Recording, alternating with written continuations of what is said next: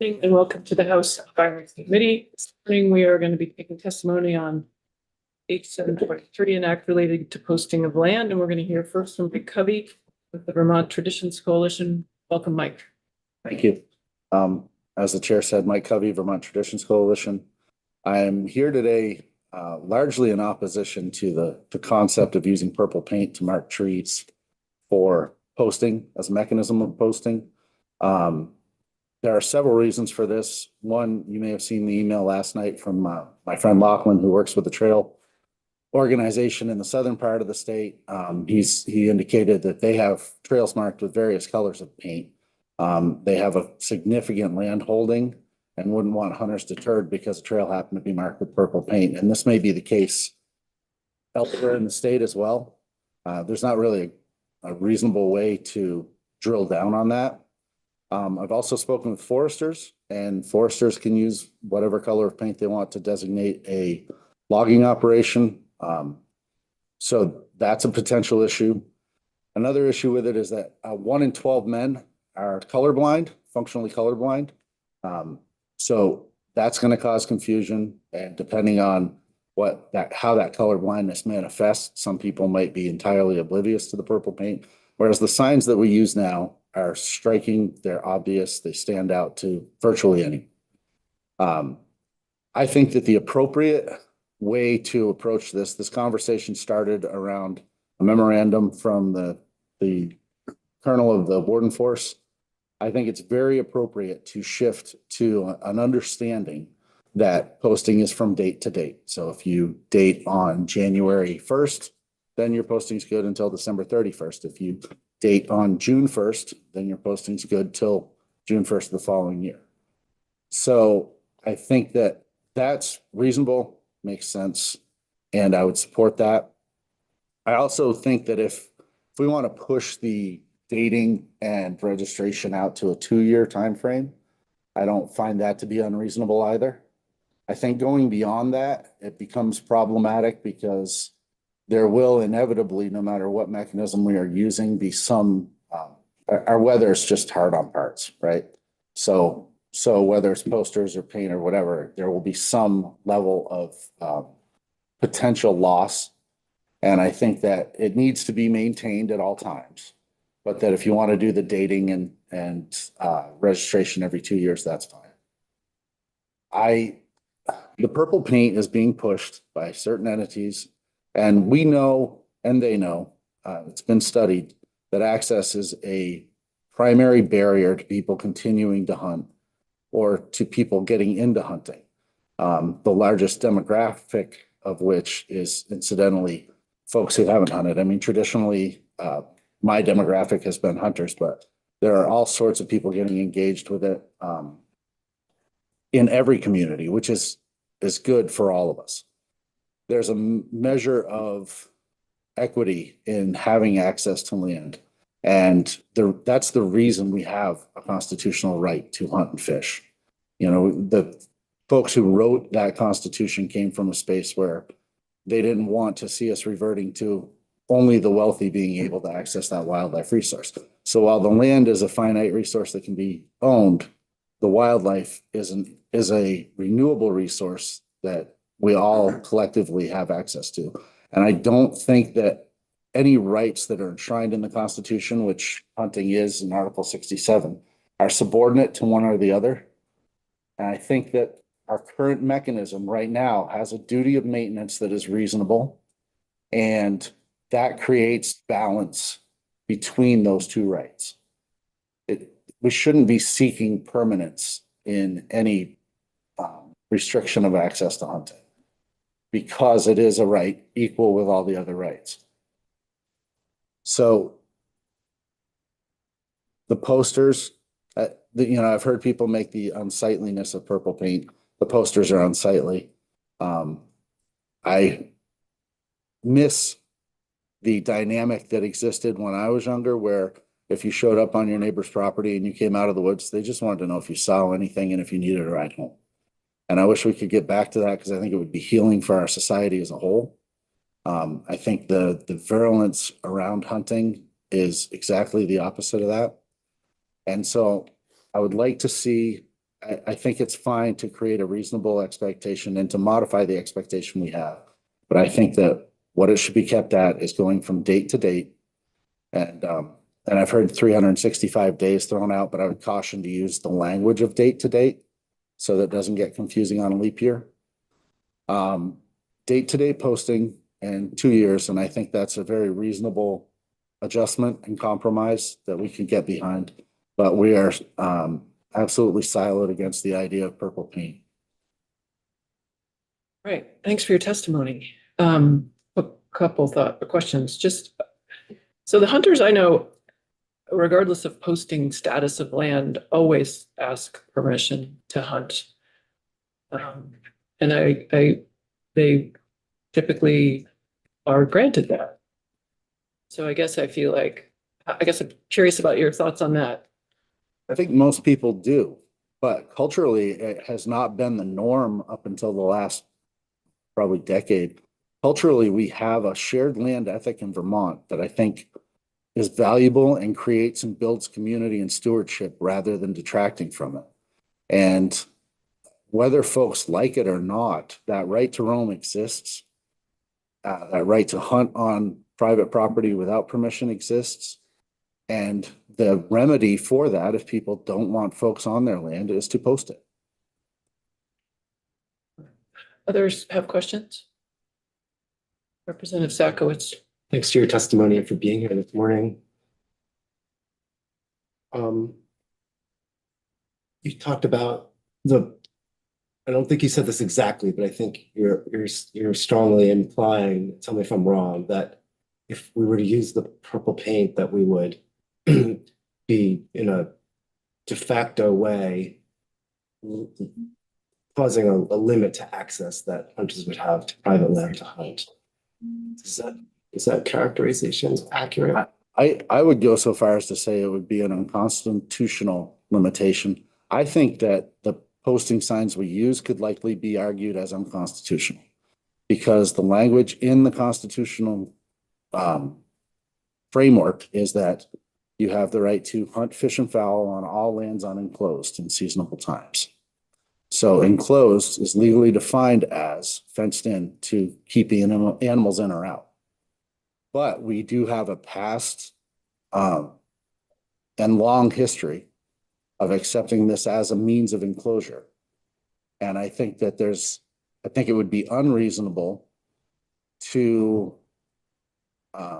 say that, we want to have a big constitutional fight over posters. We've accepted it. It's the norm. Everybody's been okay with it. But I don't think that we should be seeking to create permanence in prohibition of access to land. And I think that's what the purple paint concept does.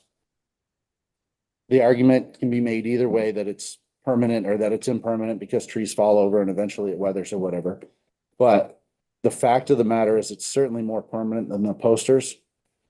And there needs to be, if you're going to take somebody's constitutional right, which that is, however people feel about it, it is. So if you're going to do that, there should be some duty of action to doing that. Point taken. So let me rephrase my question because I think I did a very good job of saying it the first time, which was that I'm thinking more about what we have status quo, which is the signs, versus adding in a purple paint option. What we've heard, and what I think I'm hearing from you, but I know we've heard from others, is that there's an assumption or an expectation that adding in the option for purple paint will further restrict access to private land for hunters. And what I want to know is, I understand where that fear comes from, and I understand how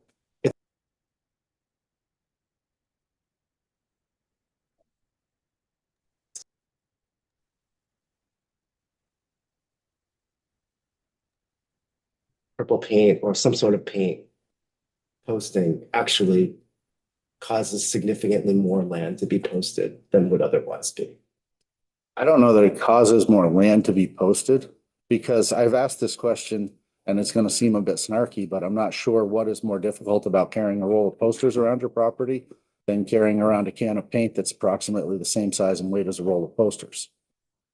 The permanence is de facto the goal here, right? And so what happens if there's a change of land ownership? What happens if someone passes away? You know, property that I've hunted for 20 years, the owner passed away this year, so it automatically shifts.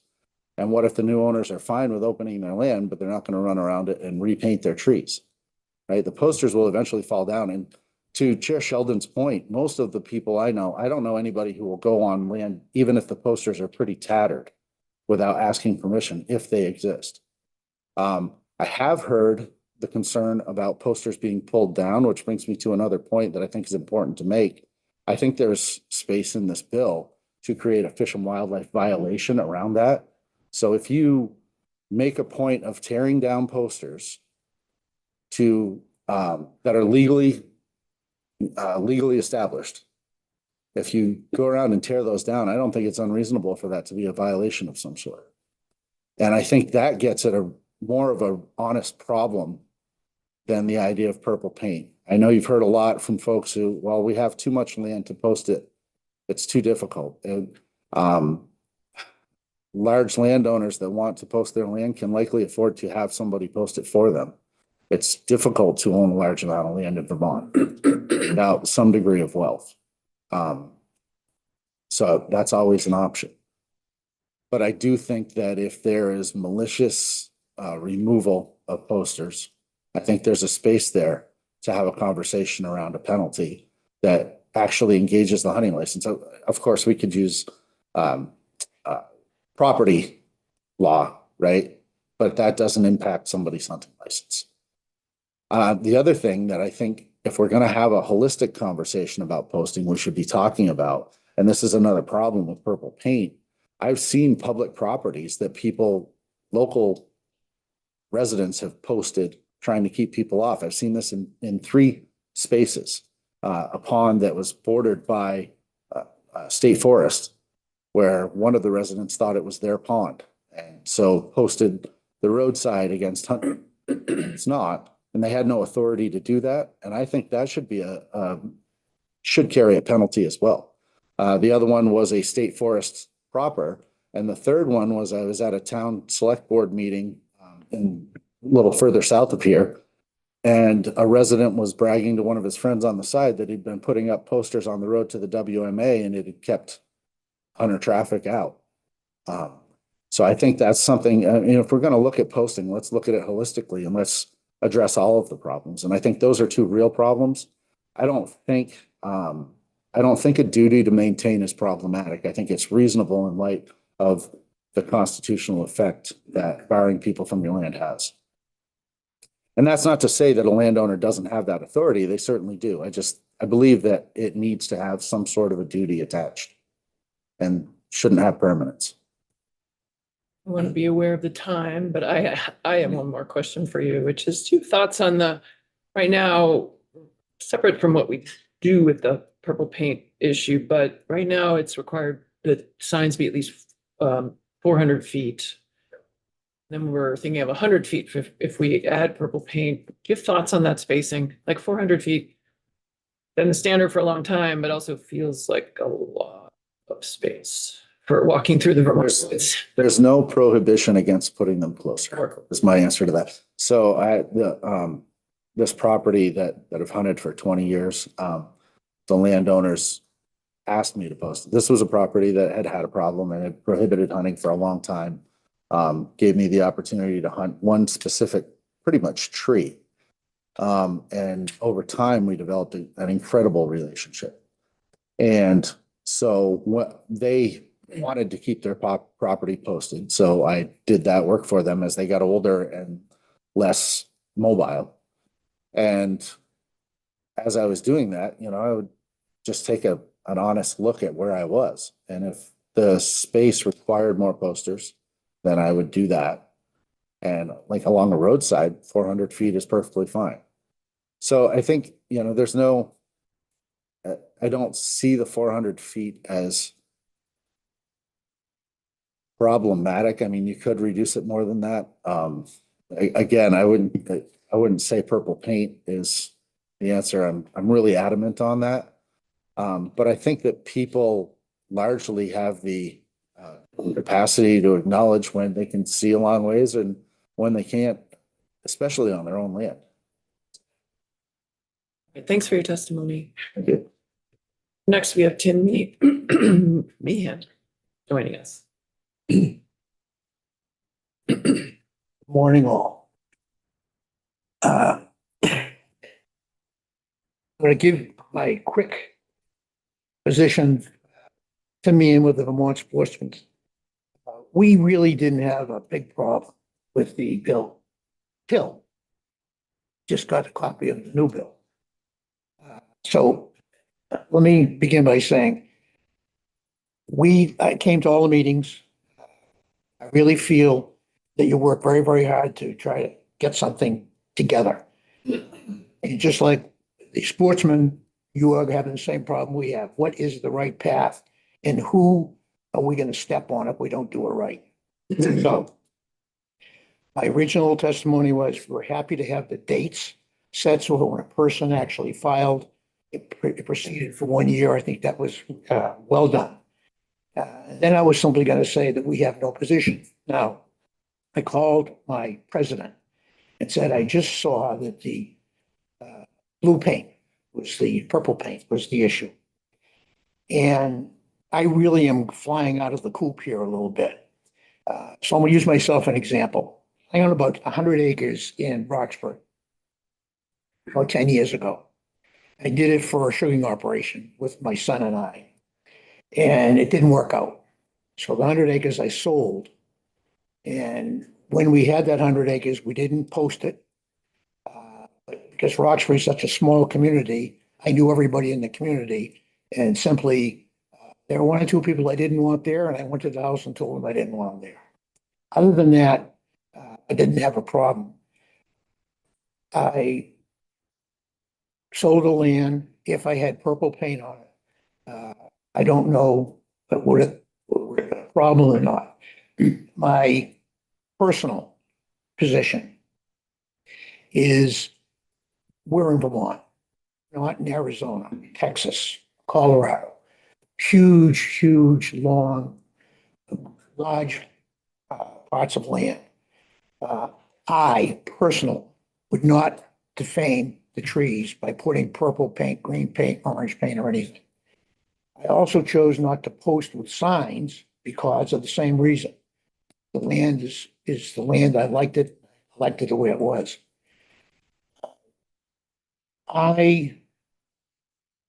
That's a tough one. That's a tough one. But overall, I have to say this. The reason we took the position of simply saying, okay, we come in, we'll testify, we'll do what we need to do. But this whole thing goes right back to the person who owns 10 acres, 100 acres, 1,000 acres, or whatever here in Vermont. And it really is their decision as to whether they want to post, or don't want to post, or whether they want to have purple paint or green paint or whatever. So I really do think it comes down to a real personal decision of the landowner as to how they want to allow access to the land. At this point, I would have to say that I think that the Federation would oppose painting on the trees. I'm a little off center because I really didn't have an opportunity to think about that when I came in here. So I hope my personal, understand that it's a personal opinion, and I guess happy to answer any questions you might have. Thanks so much for your testimony. Do members have questions? Representative Logan. Thank you. The primary reason we're considering something like purple paint, or one of the primary reasons we're considering something like purple paint, is to assist owners who, you know, might not be as physically able to post annually as they once were, and still want to be able to post their property, but are looking for, you know, an easier way to do it. I don't know if you can speak for your organization right now on this or not, but are you opposed to offering options to home property owners No, I'm not. Okay, no, I'm not. I guess the point I'm trying to make, first off, I think the discussion that this committee has had on the elderly and the handicapped who own large portions of land was well done. I think that your question is fair. My personal opinion is that painting is not the way to do it. There are other options. And again, it's more personal at this point. So I want to make that clear. Our organization may come back and say, here are the 5 reasons we don't. But I think your original question is absolutely on target. Yes, elderly, handicap. I thought the discussion was wonderful, and I think that there has to be some way of helping them to post their land if they want to do it. What would those other options be? Is there something we're missing? I mean, okay, I'll go back. We still have my personal comments here. Sure. I was not aware. I mean, I think that's probably the closest question you can ask in terms of how does somebody that is handicapped or elderly post their land. But I thought the process was working pretty well. Some people post and say no trespassing, some people post and say permission only. And I wasn't aware that there was any real big problem. But sitting here and listening to the committee, I think that you did have a very well thought out airing of the subject. And so I think that personally, I never would have painted the trees.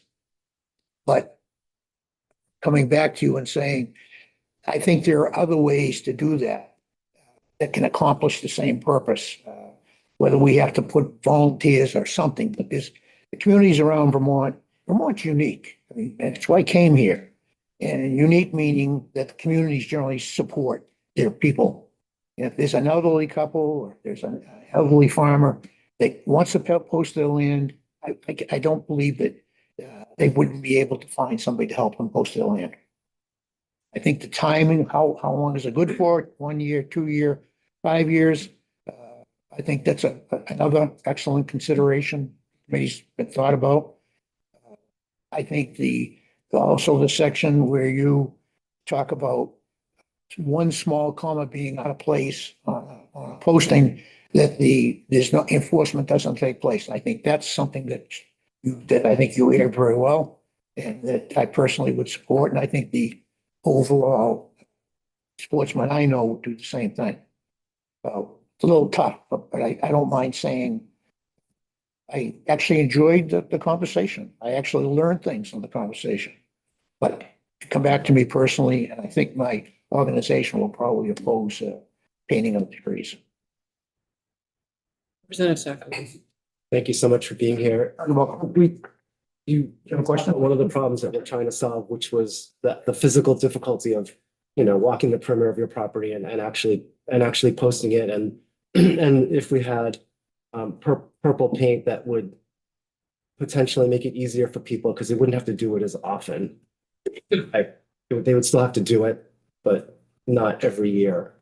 But the other problem that we're trying to solve here, I believe, is the problem of a very small group, admittedly, of bad actors who will tear down signs, and they can do so very opportunistically. Like, they don't have to do it in a premeditated way. They could just be, oh, I'm in the woods and I see a sign, I don't like it, I'm going to take it down. And that's a lot harder to do with purple paint. You'd have to be in the woods with a different can of paint to paint over it in order to undo that. It would be a much more premeditated sort of an act. And so I think that's the other problem that we're trying to solve here is those bad actors. And we did hear from Mr. Covey that potentially, some increased penalties would help there. And maybe that's true. But I think that, catching someone tearing down, signs in the middle of the woods is going to be difficult. And I would wonder about enforcement. So just wondering if you have any reflection on that. And I know you didn't come specifically to respond to these questions, but I just wonder if you had any thoughts. Okay, let me start off with number one. I'm 82 years old. I came here in 1979. I bought a piece of property in 1980. Bought a deer camp, and I have hunted everywhere. I've hunted, my age has limited my reach. But I'm a guy who can read a compass. I can go almost anywhere in the woods I want to go. I can probably survive. So that's who I am.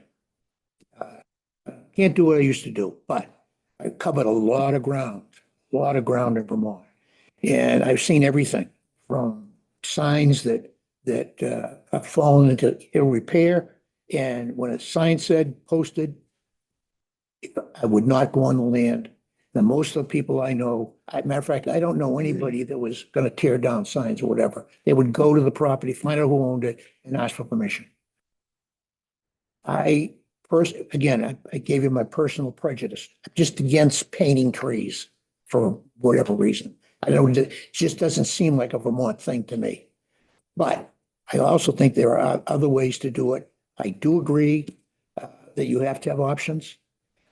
But somebody's got to paint the trees. Somebody's got to put up the signs.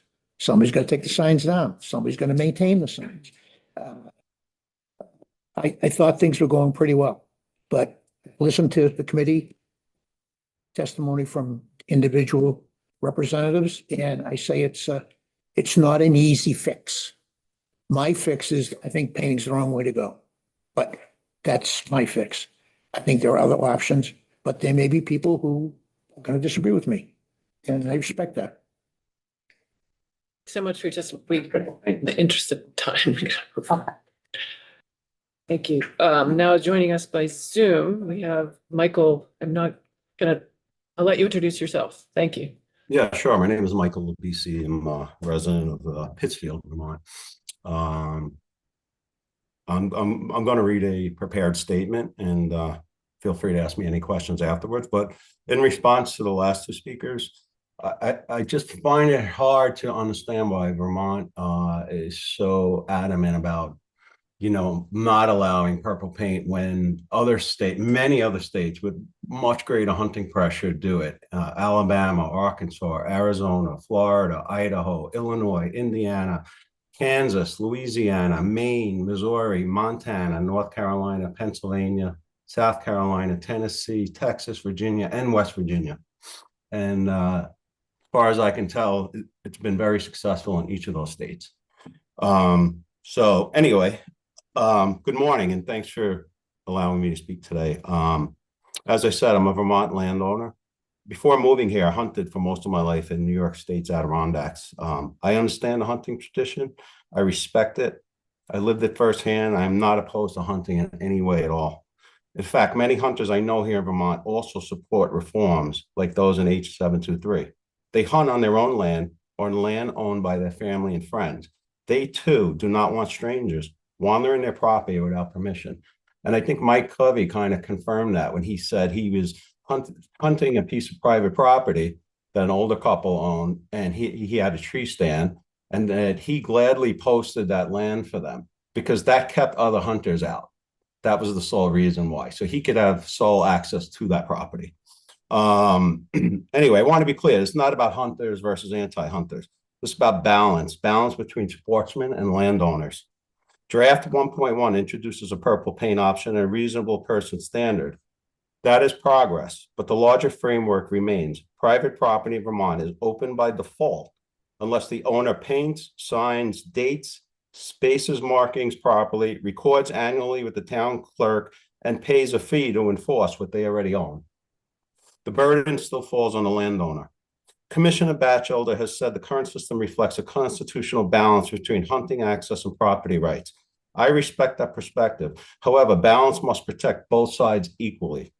The Vermont Constitution protects the right to hunt on unenclosed land. It does not require unnecessary administrative hurdles for landowners to enclose their land. Annual filings of fees are policy choices, not constitutional mandates.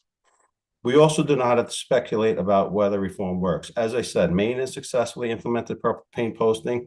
New Hampshire does not require annual dating of signs. Vermont is an outlier. Maine is a much larger state with greater hunting pressure. It has a modernized system. It has modernized the system without dismantling hunting traditions. And I think many other states have done the same. If Maine can do it, Vermont can do it. There is no compelling reason why Vermont cannot modernize its posting laws while respecting both hunters and landowners. And this issue is not theoretical for me. For the past 2 Septembers, hound hunters have arrived on my road at approximately 6 a.m. on Sunday mornings without warning, waking myself and the neighbors. They release packs of hounds that run across our private property, including mine, without permission. I own over 50 acres. My neighbors own a lot of land. We all have dogs that roam freely on our property. None of us should have to worry about a pack of hounds injuring our dogs on our own land. That is not balance. This is an imbalance. Vermont has substantial state and federal land available for hunting. Public lands exist for public hunting. Private land should require private consent, or at least purple markings. Private property is not a suggestion in my mind. It is not conditional. It is not secondary to recreation. It is a foundational right. I urge you to stand for clarity, consent, and common sense. Protect hunting on public land. Protect private land through private permission. And make it unmistakably clear that in Vermont, private property truly means private. Thank you for your time and service. Thank you for your testimony. Do members have questions?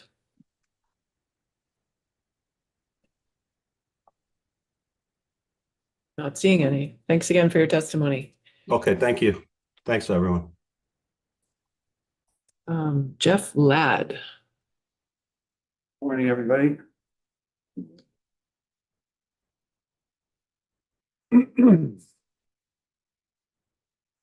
I'm going to read from a statement. It's usually hard for me to go just off the book. Hello, my name is Jeffrey Ladd.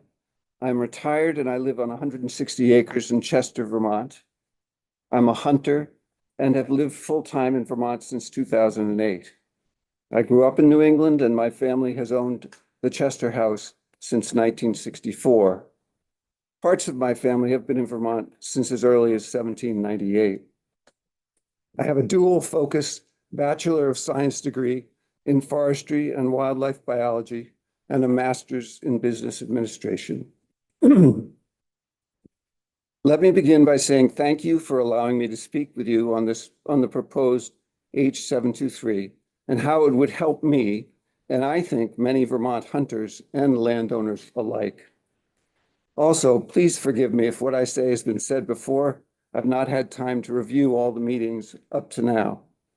To begin, I believe H723 would help make my life and many others' lives a lot simpler.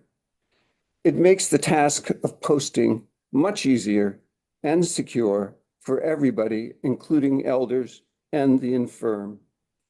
It provides clear messages to hunters through simple yes or no purple paint stripes, and it maintains boundaries with firmer rules and less loopholes, and that in turn, I believe, makes landowner-hunter relationships much better, and that lets hunters get on with the joy of hunting.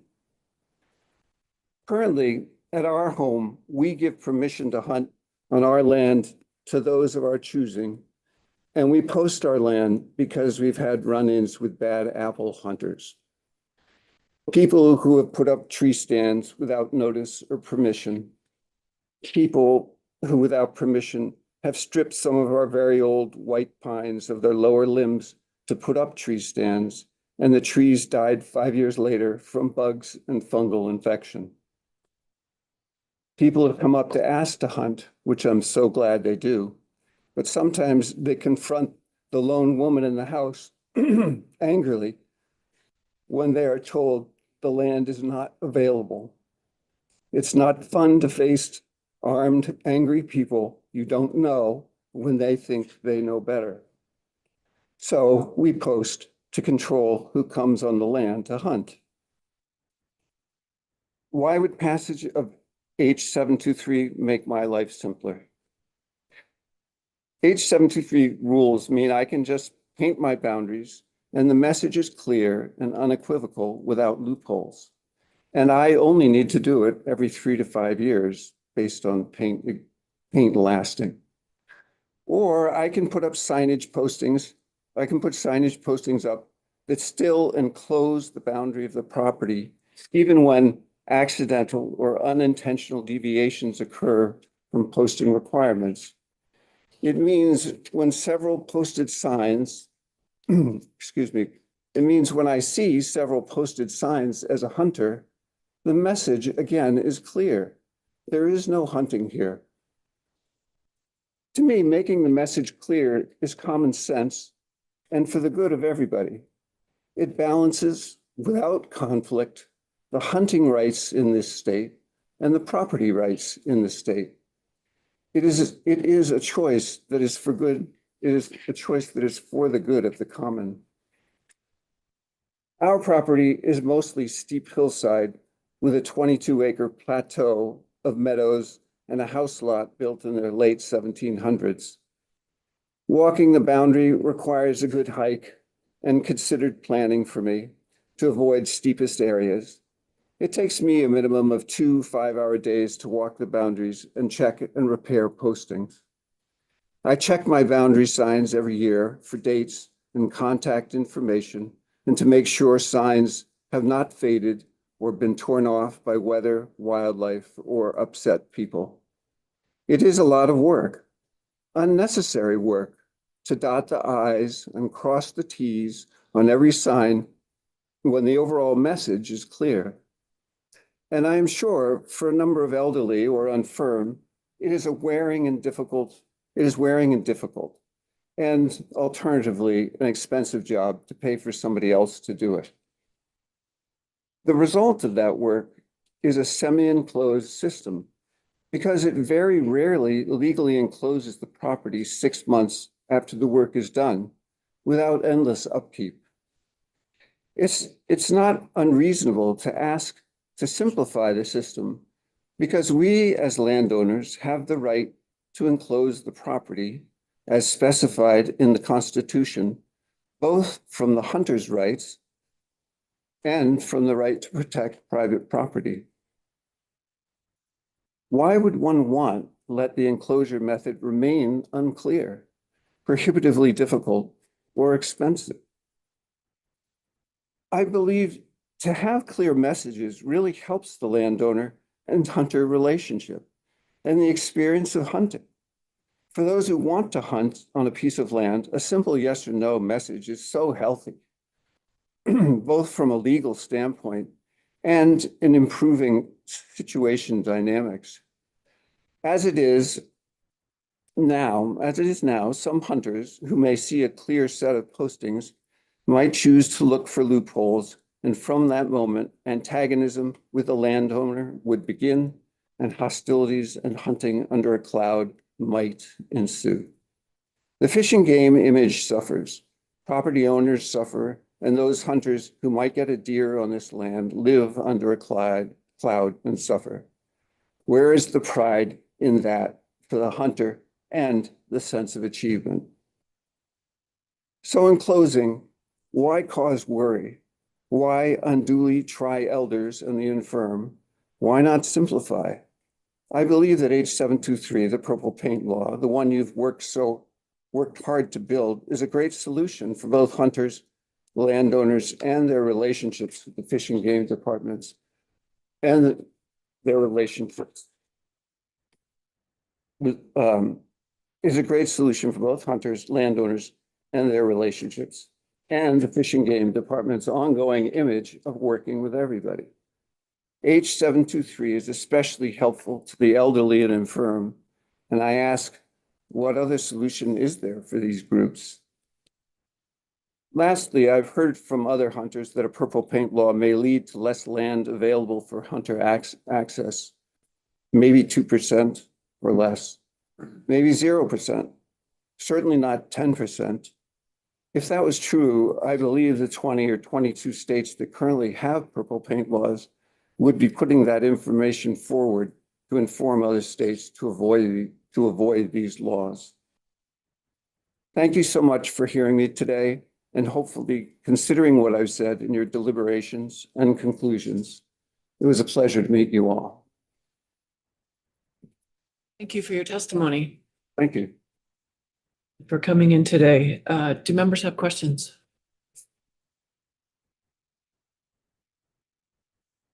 Representative Austin. My understanding is, again, I think the majority of hunters are law abiding. I agree. Yeah. And it's like society. It's a small group, that kind of thumbs their nose, to obeying the law or following regulations. Right. So, part of it for me is the enforcement part as well. It's a piece of it. It's not, but I'm just wondering, what I'm hearing is that when a landowner finds a hunter on their land and it's posted, by the time the warden gets there, they're gone. I mean, they don't, so it's very hard to, prosecute people who are breaking these rules. And I'm wondering if you've had that experience or. I haven't had the experience of meeting a person who wasn't meant to be there when it was posted. I've seen people's tracks who've gone in, but even then, I'm not sure they're hunters, but I think they were. But it's true. I mean, in considering early testimony, it's very difficult, even if you put things in place. If you say somebody is going to be prosecuted if they tear a sign off or something, you're never there to catch somebody in the woods if they're tearing off a sign. It's so much easier to put paint up and paint it over or scrape it off with a drill and a sanding disc. It would be easy to take off the paint, especially a little 1 by 8 inch slice of paint. So I just think from my point of view, it's not realistic to put those. It may put the fear of God in some people, but in terms of really stopping the errant or the bad apple, I don't. Yeah, it'd take a lot of time and energy as well. Yeah. Thanks so much for your testimony. Okay, thank you so much. Now we have Rose Gale joining via Zoom.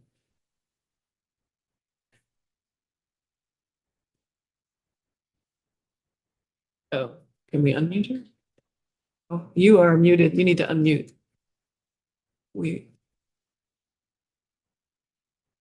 I can. How's that? Better? That's right. Yes. Okay. All right. This is my first time doing this, so give me a patience, right? But anyway, good morning, and thank you for having me. I've had a couple ideas as listening to people here too, but I do have a prepared speech because I ramble, so I'm trying to stop that from happening. Anyway, my name is Rose Gale. I live in Salisbury, Vermont. I'm here kind of as just a citizen. I just wanted to take a couple minutes to offer my thoughts on this property posting issue. I do think putting the responsibility of posting onto the landowner,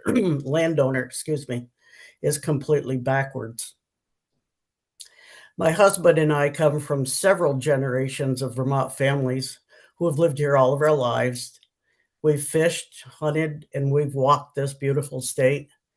I have certainly seen big changes in my 75 years between the population growing and the home ownership and the attitudes. The biggest change that I have seen is lack of respect. Our family, including our son and his 3 adult children, have all enjoyed hunting in this state.